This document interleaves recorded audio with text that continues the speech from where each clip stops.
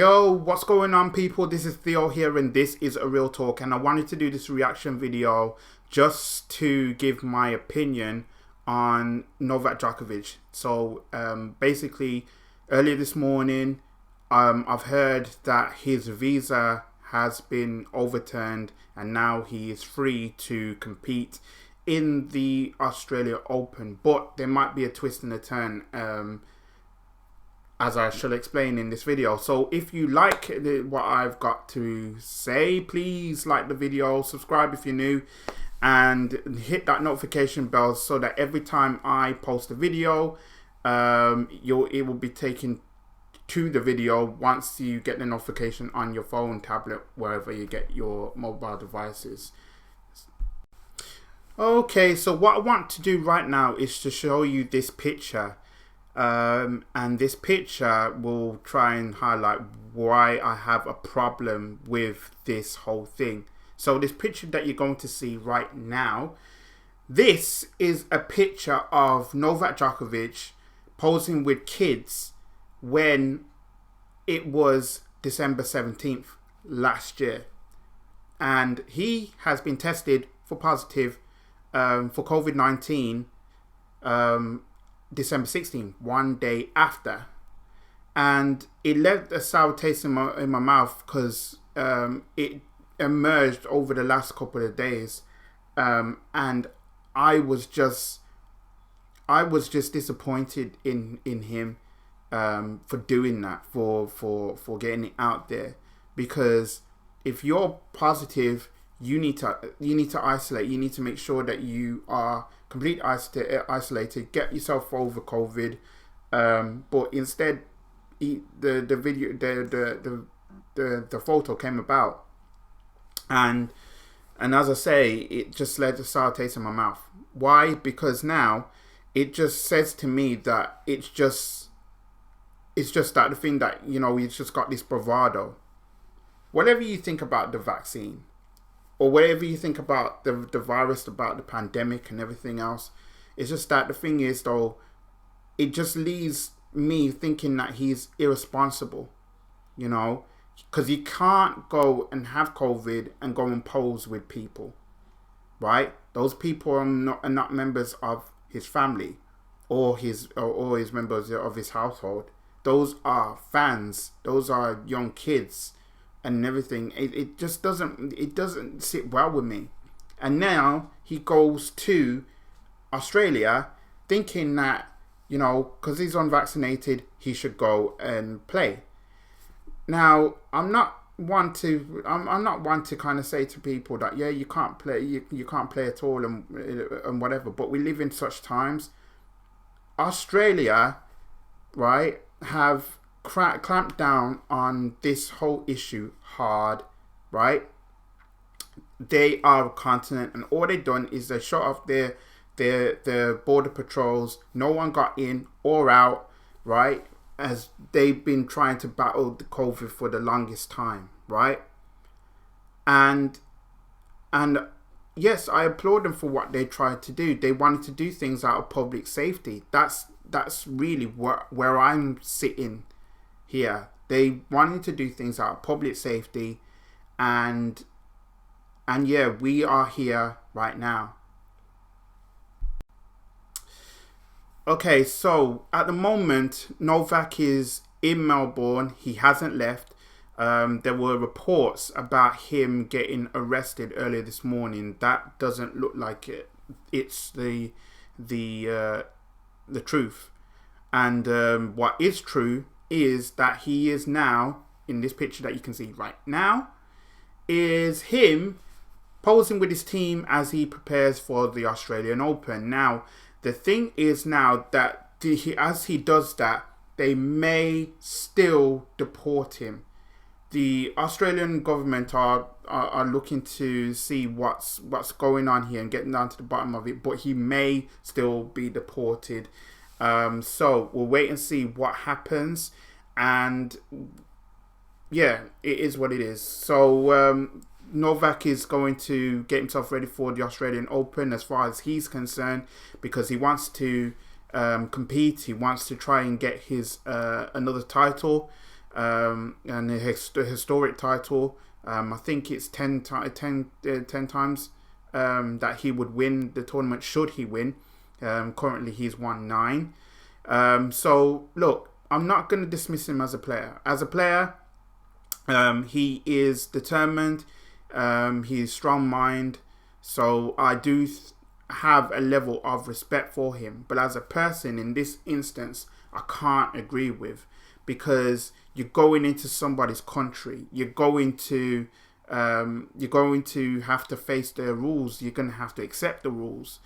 And to do this is just kind of like going out the back door. As I said in the beginning, this will open the floodgates for me. And I know that anti-vaxxers, and I have a message for them in just a second, but I know that obviously right now it's going to lead people to say, I haven't been jabbed, let me into the country. We are nowhere near the end of the pandemic. We're not even close to the end.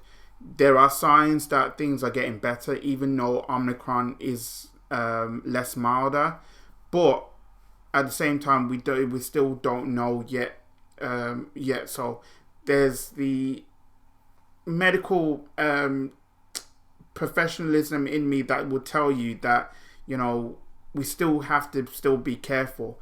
I know that a lot of people do have an opinion in regards to the way that they feel about this pandemic, and they have a right to express that opinion. But at the same time, we do know that this thing isn't over yet. This situation with Novak isn't over yet. Okay, so I've got something to say. Now, I'm very active on my social media. You can find me. I'm not that hard to find, but you can find me on Twitter. It's Theo _ Samuels. On Instagram, it's at Theo Samuels 11. And yeah, and I'm on Facebook too. But I'm out of there. I'm not hard to find. But I will say this. It's just that I do think that generally people have this degree of having to tell me something that I already know. Now, I am triple jabbed. I'm vaccinated, right? It was my own choice to do it. Even before the news came in to say that before I think it's April. Before April, they said that all NHS staff have to get vaccinated. Now, it is a personal choice. I made mine a long time ago. I knew I was going to have the vaccine, right? And people just keep telling me that because I had the vaccine, I won't get the COVID. People told me that I can get COVID. I can still spread it. Yeah, I've been told all of that stuff, right? I've been told all of that stuff, but I know all of that stuff. I knew the risk, okay? I knew the risk, what happens to me before I injected, before I was given my 3 injections. I knew all of the risk, and I was happy to do it because I wanted a degree of safety. I don't want the chance to actually get it. So far, it's not been the case with me where I've been ill with COVID or anything else like that. I've been very lucky, but I've also been careful, right? I take measures at work. So I wear PPE, for example, and I try my best to understand what I need to do in my job. I'm not going to go into further detail with regards to everything that I'm doing in my job. Just know that I am a frontline NHS worker, and I am doing my very best to help individuals. I'm just doing my very best to help them. That's all you need to know. Okay. So I don't appreciate people telling me something that I already know. It's my choice. I wanted to do it. I wanted to do it to help people. I wanted to do it in the name of safety, right? However you have perceived this whole thing with the pandemic, we can agree that we're all fed up of this. We're all annoyed to the back teeth of how long it's kept us away from everything and everyone that we love. Okay? We've been through this for the past 2 years now. And I don't know if things will get any better. I really don't. Right? I'm just having this degree of optimism mixed with trying to live as cautiously as possible. Right? It's very important that we can have a debate on things, right? And a lot of people would turn around and say, yeah, do your research and all that stuff. That's their own remit. That's their business. But I won't accept when people are telling me something when I'm already in the medical field where I see things day after day, month after month, week after week. I've seen a lot over the last 2 years. Okay, and at the end of the day, we all want to get back to normal. We all want that. My heart breaks for every single person that's died of COVID, right? The families who had to suffer. My heart goes out to them, right? I just think that we need to stop. We need to stop with this whole thing, with this debate where people know more than you or whatever. I know what I know. Right? And I'm telling you this because it's my truth. I'm telling you this because I'm giving you my benefit of my experience, right? To put it out there to tell you what I know, right? To an extent, right? I'm not doing this just so I can get likes, right? Yeah, it'd be great, but like, I'm not doing this to get likes. I'm not doing this to get any sort of popularity or fame or whatever else. This is me doing what I like to do, which is create content, right? Even though it's based on a degree of realism, right? And then obviously we're talking about Novak Djokovic here with the way he's carried himself through this. I don't like it as much as anybody. I really don't. There are some people who will applaud him for doing what he's been doing. I do fear that this will open the floodgates. I do fear that this will be a watershed moment. I do fear that. Okay? We have to take this thing seriously. I don't know what's going to happen over the next few hours or so. This is me giving my reaction to this video. Me giving my reaction to this saga, this ordeal, whatever you want to call it. This is me telling you what I think of it, right? It would be beneficial for Djokovic to get himself vaccinated. That way it would have actually stopped all this stuff from happening. But he is unvaccinated. Now, what does that say about all sports stars? That's a debate that we can have, right? We don't know what's going on, right? I said it in another video, right? Obviously, a lot of people are very concerned about revealing about their vaccination status and whatever because they don't like the idea of losing their fans or creating some kind of a clash, a heated debate that's leading on to name calling and everything else. I can understand that, so they keep it private. I can understand that. But I'm being open with you to tell you what I know about what's going on with this situation, with this pandemic, to try my best to give you the most honest news that I can possibly can bring you. Yeah.